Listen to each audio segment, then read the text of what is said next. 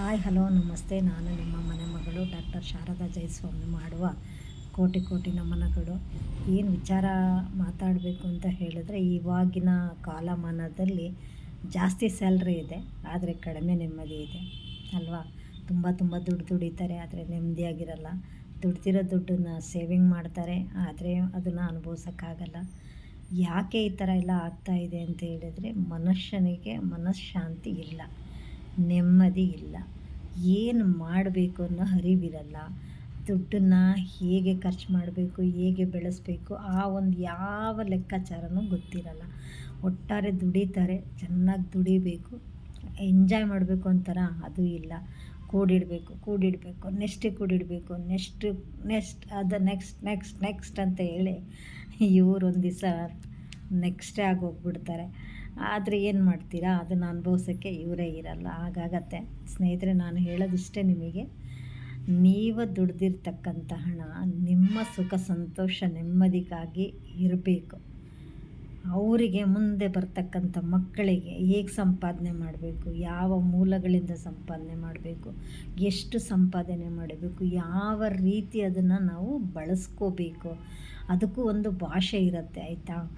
ಆ ಭಾಷೆ ನಮಗೆ ಅರ್ಥ ಆಗಬೇಕು ಅಂತೇಳಿದರೆ ನಾವು ಅದನ್ನು ಫೀಲ್ ಮಾಡಬೇಕು. ಹೇಗೆ ಅಂದರೆ, ಒಂದಷ್ಟು ದುಡ್ಡು ಬರುತ್ತೆ ಅಂದಾಗ ಆ ದುಡ್ಡನ್ನು ವ್ಯಾಲ್ಯೂ ಮಾಡಬೇಕು, ಗೌರವ ಕೊಡಬೇಕು, ಮತ್ತು ಅದಕ್ಕೊಂದು ಸ್ಥಾನಮಾನ ಅಂತ ಕೊಡಬೇಕು. ಇವಾಗ ನಾವು ಒಂದು ಫಂಕ್ಷನ್ನಿಗಂತ ಹೋಗ್ತೀವಿ ಅಂದ್ಕೊಳ್ಳಿ, ನೆಲದ ಮೇಲೆ ಕೂತ್ಕೊಳ್ತೀವ? ಇಲ್ಲ, VIP ಚೇರನ್ನೇ ಹುಡುಕ್ತೀವಿ, ಅಥವಾ ಫುಲ್ ಫ್ರಂಟಿಗಿರಬೇಕು ಅಂತ ಇಷ್ಟಪಡ್ತೀವಿ. ಹಾಗೆ ಆ ಒಂದು ದುಡ್ಡು ಕೂಡ ನನಗೆ ಅದು ಒಂದು ಸ್ಥಾನಮಾನ ಬೇಕು ಅಂತ ಹೇಳ್ಕೊಳ್ಳುತ್ತೆ. ಅದು ಯಾರು ರೆಸ್ಪೆಕ್ಟ್ ಮಾಡಲ್ಲ, ಯಾರು ಆ ಸ್ಥಾನಮಾನ ಕೊಡಲ್ಲ, ಆವಾಗ ಅದು ತಾನಾಗೇ ದೂರ ಹೋಗುತ್ತೆ. ಯಾಕಂದರೆ ನಡೆಯುವವರಿಗೆ ಒಂದು ದಾರಿ, ಆದರೆ ಹಾರೋರಿಗೆ ಸಾವಿರಾರು ದಾರಿ ಇರುತ್ತೆ ಅನ್ನೋ ಥರ ಹಾರುವಂಥದ್ದು. ಅದು ಲಕ್ಷ್ಮಿ ಅಂತ ಹೇಳಿದ್ರೆ ಚಂಚಲೆ ಅಂತಾರೆ. ನಾನು ಅದನ್ನು ಚಂಚಲೆ ಅನ್ನೋಕ್ಕಿಂತ ಹಾರುತ್ತೆ ಅಂತ ಹೇಳ್ತೀನಿ. ಯಾಕಂದರೆ ಅದು ಹಾರುತ್ತಲ್ವ. ಇವಾಗ ನಮ್ಮ ಹತ್ರ ಇರುತ್ತೆ, ಯಾವುದೋ ರೂಪದಲ್ಲಿ ತರಕಾರಿ ಮಾರೋನ ಜೊತೆಗೆ ಒಂದು ಸರಿ, ಆಮೇಲೆ ದಿನಸಿ ಅಂಗಡಿಗೆ ಹೋದಾಗ ಅವ್ರ ಕಡೆ ಎಲ್ಲ ಆರ್ತಾ ಹೋಗ್ತದಲ್ವ. ಅದೇ ಥರ ದುಡ್ಡು ನಮ್ಮ ಹತ್ರನೇ ನಿಲ್ಲಬೇಕು ಅಂತ ಹೇಳಿದ್ರೆ, ನಾವು ಅದರದ್ದು ಭಾಷೆ ಇರುತ್ತೆ, ಆ ಭಾಷೆನ ನಾವು ಅರ್ಥ ಮಾಡ್ಕೋಬೇಕು. ಅದೇ ಭಾಷೆ ಏನಂತ ಹೇಳಿದರೆ, ಅದಕ್ಕೆ ರೆಸ್ಪೆಕ್ಟ್ ಕೊಡೋ ಅಂಥದ್ದು, ಅದನ್ನು ಪ್ರೀತಿ ಮಾಡೋ ಅಂಥದ್ದು, ಅದಕ್ಕೆ ಆದಂಥ ಒಂದು ಸ್ಥಾನಮಾನವನ್ನು ಎತ್ತರವಾಗಿರ್ತಕ್ಕಂಥ ಕಡೆ ಪ್ಲೇಸ್ಮೆಂಟನ್ನು ಅದಕ್ಕೋಸ್ಕರ ಕೊಟ್ಟಾಗ ಅದು ನಮ್ಮನ್ನು ಪ್ರೀತಿ ಮಾಡುತ್ತೆ. ಉದಾಹರಣೆಗೆ, ನಾವಿವಾಗ ನಿಮ್ಮನ್ನು ಪ್ರೀತಿ ಮಾಡಿದ್ರೆ ನೀವು ನಮ್ಮನ್ನು ಹೇಗೆ ಪ್ರೀತಿ ಮಾಡ್ತೀರಲ್ವಾ. ಒಂದು ಮಗುನೂ ಅಷ್ಟೇ, ಮಗುನ ನಾವು ತುಂಬ ಪ್ರೀತಿ ಮಾಡ್ತೀವಿ, ಅದು ಕೂಡ ನಮ್ಗೆ ಹಾಗೆ ಮಾಡುತ್ತೆ. ಮಗು ಕೋಪ ಮಾಡ್ಕೊಂಡು ಅದು ನಾವು ಕೋಪ ಮಾಡಿದ್ರೆ ಮಗುನೂ ಕೂಡ ನಮ್ಮಿಂದ ದೂರ ಹೋಗುತ್ತಲ್ವ. ಸೇಮ್ ಆ್ಯಸ್ ಇಟ್ ಈಸ್ ಇದು ಕೂಡ ಮನಿ ವಿಚಾರದಲ್ಲೂ ಕೂಡ ಅದು ಹಾಗೇ ಇರುತ್ತೆ. ತಾವೆಲ್ಲರೂ ಕೂಡ ಅದರ ಭಾಷೆಯನ್ನು ಅರ್ಥ ಮಾಡ್ಕೊಳ್ಳಿ, ಅದಕ್ಕೆ ರೆಸ್ಪೆಕ್ಟ್ ಮಾಡಿ, ಹಣನ ಸಂಪಾದನೆ ಮಾಡಿ, ಜಾಸ್ತಿ ಸಂಪಾದನೆ ಮಾಡಿ. ಹಣದ ಜೊತೆಗೆ ಗೌರವ, ಸನ್ಮಾನ, ಸ್ಥಾನ, ಮಾನ ಎಲ್ಲವೂ ಕೂಡ ಬರ್ತವೆ ಅನ್ನೋದೇನು ಹುಡ್ಕೊಂಡು ಬರ್ತವೆ.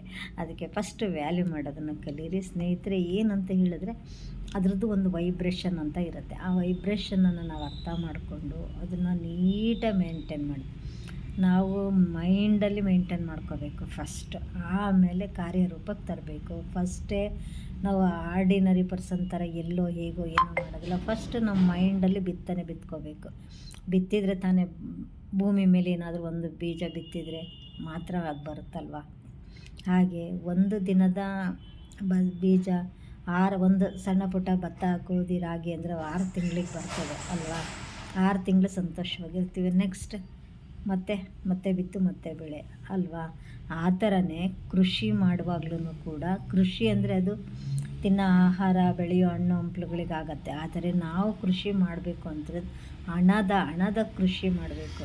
ಹಣದ ಕೃಷಿ ಹೇಗೆ ಮಾಡಬೇಕು ಅಂತ ಹೇಳಿದರೆ, ಆ ಹಣನ ಬಿತ್ತಿ ಹಣವನ್ನೇ ಬೆಳಿಬೇಕು. ಇವಾಗ ನಾವೇ ಬಿತ್ತಿ ನಾವೇ ಬೆಳೆಯೋಕ್ಕೆ ಆಗತ್ತಾ? ಇಲ್ಲ. ಹಣನ ಒಂದು ಕಡೆ ಇನ್ವೆಸ್ಟ್ ಮಾಡುವಂಥದ್ದು, ಆದರೆ 2-3 ಕಡೆಯಿಂದ ಅದು ಆದಾಯ ಬರೋ ಥರ ನಾವು ಮಾಡಿಕೊಂಡಾಗ ಅದು ನಮ್ಮನ್ನು ಪ್ರೊಟೆಕ್ಷನ್ ಮಾಡುತ್ತೆ. ಇವಾಗ ಮಾವಿನ ಮರ ಒಂದೋ ಎರಡೋ ಹಾಕಿದ್ರೆ ಅದು ಒಂದೋ ಎರಡೋ ಹಣ್ಣು ಕೊಡುತ್ತಾ? ಇಲ್ಲ ತಾನೇ, ನೂರಾರು ಹಣ್ಣು ಕೊಡುತ್ತೆ.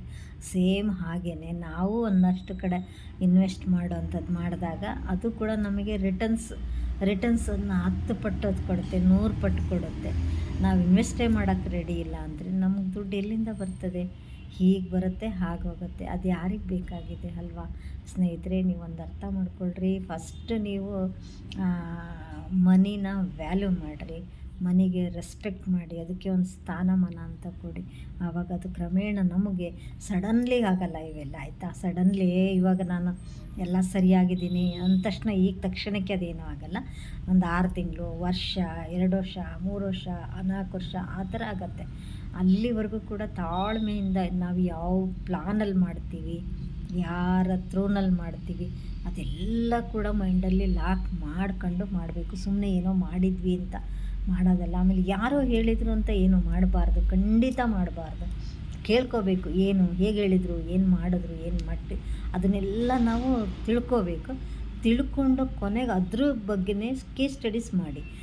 ಹೇಗೆ ಸಾಧ್ಯ ಆಗುತ್ತೆ, ಹೀಗಾಗಬಹುದು, ಅಥವಾ ಯಾವ ರೀತಿ ನಡೀತದೆ ಇದೆಲ್ಲ ಅನ್ನೋದನ್ನು ಫಸ್ಟು ನೀವು ಕೂತ್ಕೊಂಡು ಥಿಂಕ್ ಮಾಡಿದ ನಂತರ ನಿಮಗೆ ಆದಂಥ ಒಂದು ದಾರಿ ಸಿಗತ್ತೆ.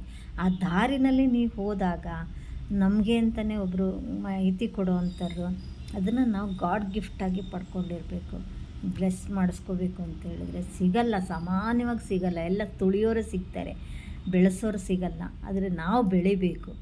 ಹೇಗೆ ಅಂತೇಳಿದರೆ ಗರಿಕೆ ಬೆಳೀತದಲ್ಲ, ಹಾಗೆ ಬೆಳೆಯೋದನ್ನು ಕಲಿಬೇಕು. ಆವಾಗ ಮಾತ್ರ ನಾವು ಸಕ್ಸಸ್ ಆಗ್ತೀವಿ. ಇಲ್ಲಾಂದರೆ ನೋವೇ ಚಾನ್ಸೇ ಇಲ್ಲ, ಆಯಿತಾ? ಎಲ್ಲರಿಗೂ ಒಳ್ಳೆಯದಾಗಲಿ. ನಾನು ನಿಮ್ಮ ಮನೆ ಮಗಳು ಶಾರದಾ.